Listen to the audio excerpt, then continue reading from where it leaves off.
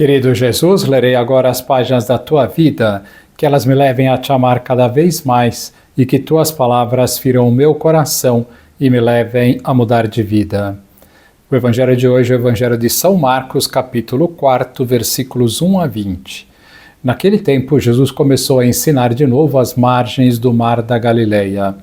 Uma multidão muito grande se reuniu em volta dele, de modo que Jesus entrou numa barca e se sentou, enquanto a multidão permanecia junto às margens na praia. Jesus ensinava-lhes muitas coisas em parábolas, e em seu ensinamento dizia-lhes: Escutai, o semeador saiu a semear. Enquanto semeava, uma parte da semente caiu à beira do caminho. Vieram os pássaros e a comeram. Outra parte caiu em terreno pedregoso, onde não havia muita terra. Brotou logo porque a terra não era profunda, mas quando saiu o sol, ela foi queimada.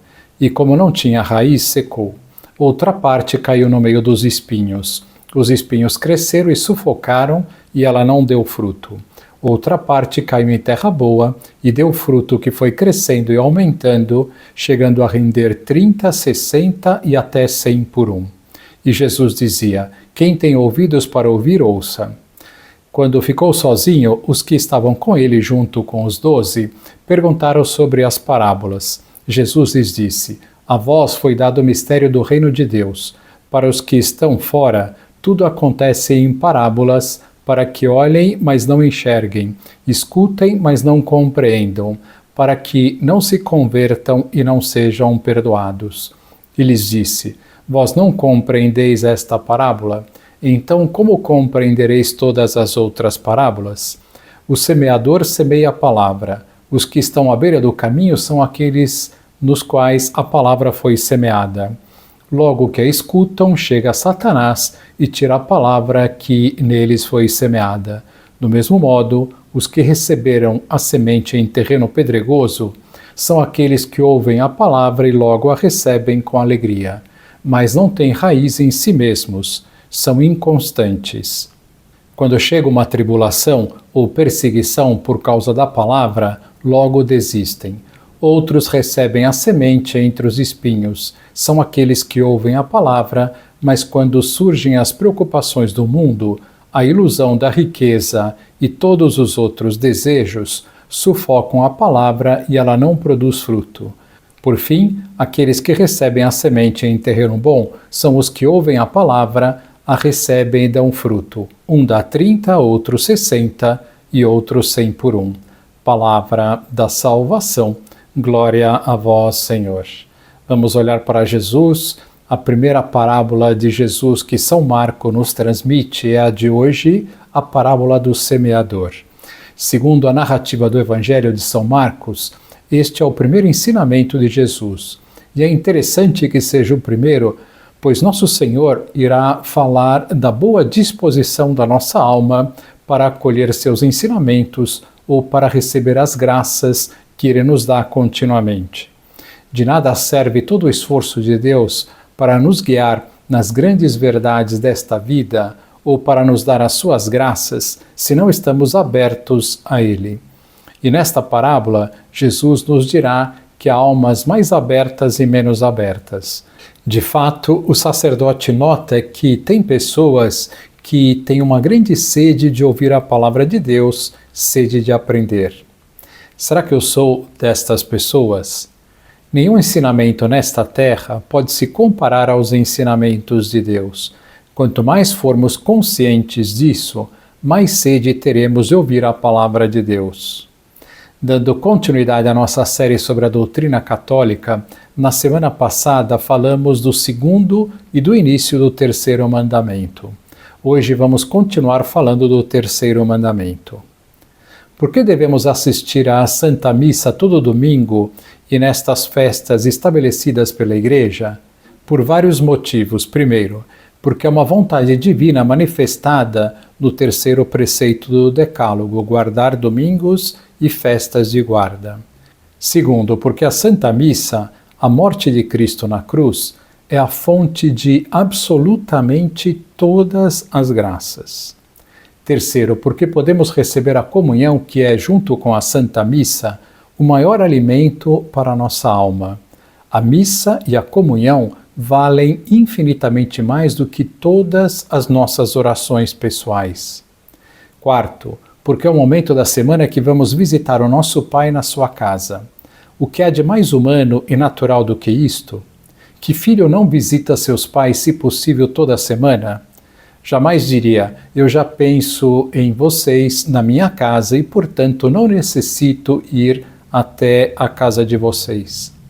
Quem dissesse isto, diríamos com toda razão que não ama os seus pais, ou ao menos que irá perder este amor se continuar se comportando deste jeito.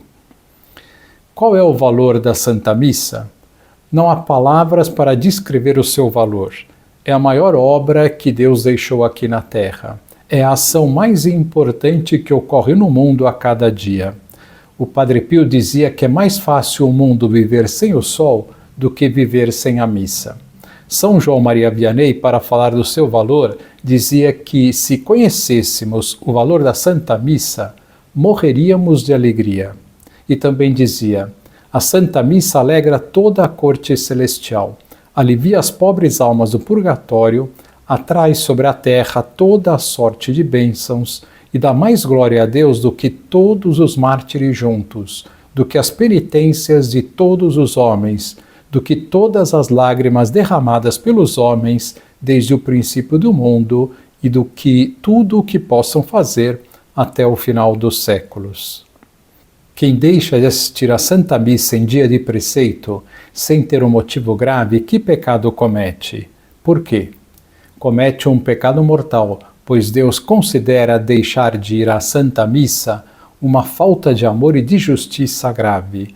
Se já é grave deixar de visitar nossos pais, se não há um motivo razoável, distância, doença, quanto mais a Deus, que é o nosso Criador e dele depende toda a nossa vida. Quais são os motivos que justificam o não cumprimento do preceito? Motivos graves como a razoável distância da igreja mais próxima, um infortúnio, ficar preso no engarrafamento, uma doença ou situação física que não permita sair de casa, ter que cuidar de um doente ou idoso que não pode ficar sozinho e não há ninguém que nos substitua, etc. Quem não pode assistir à Santa Missa no domingo, o que deve fazer? Quem, por motivos graves, não pode assistir à missa no domingo, recomenda-se que assista a uma missa transmitida pelos meios de comunicação. Assistir a uma missa online vale pela missa presencial? Assistir a uma missa online é algo muito bom, porém não vale pela missa presencial. Para cumprir o preceito de assistir à missa no domingo, posso assisti-la no sábado à tarde? Sim, a Igreja, para facilitar o cumprimento do preceito dominical, estendeu o tempo do cumprimento deste preceito desde o sábado à tarde, mesmo que a missa do sábado à tarde não seja com as leituras e orações do domingo. Assistir à missa em outro dia da semana vale pelo domingo? É louvável a iniciativa de assistir à missa em outro dia da semana, mas não vale pela missa do domingo, pois o preceito estabelecido por Deus é de cumprir o preceito semanal no dia do Senhor, que é o domingo. Para que a missa seja válida, a partir de que momento devemos assisti-la? E se não for possível chegar a tempo? Apesar de que não há nenhum documento da Igreja que fale explicitamente sobre isto, tudo leva a crer que deve ser assistida a partir das leituras, liturgia da palavra, pois o Catecismo da Igreja diz que a liturgia da palavra e a liturgia eucarística formam um todo único e insubstituível. Se por algum acaso chegarmos depois de começada a liturgia da palavra, devemos assistir outra missa até a parte que foi perdida.